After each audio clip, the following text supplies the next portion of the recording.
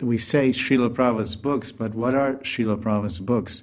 Srila Prabhupada's books are actually the books of the six Goswamis.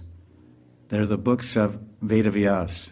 They're the books of Sri Krishna, Bhagavan Sri Krishna. So the six Goswamis, or the eight Goswamis, Prabhupada's books means Bhagavad Gita. Prabhupada's books means Srimad Bhagavatam. Prabhupada's books means Chaitanya Charitamrita. Prabhupada's books mean Bhakti Rasamrita Sindhu, which he called Nectar of Ocean.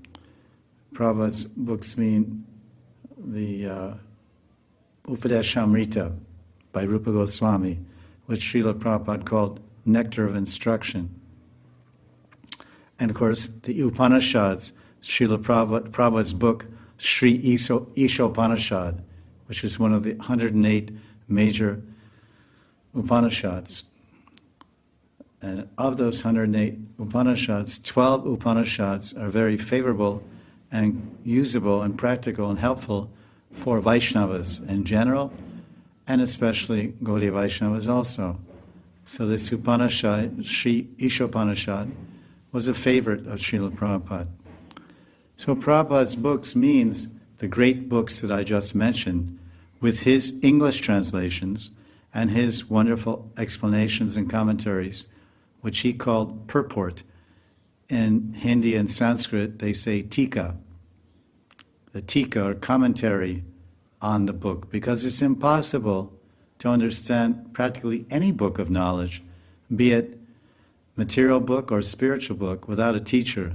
You get some idea and some basic knowledge of the subject by reading the book slowly, attentively, and carefully, and rereading. But even then, there will be problems. Problems with understanding things literally. Is this literally or true, or is it figuratively true? Is this an exaggeration, or is this a fact? Is this an order, or is this a suggestion? If you look at our spiritual books, or any books, teacher is absolutely necessary. Everywhere it's told it's impossible to understand Shastra without a guru, without a teacher.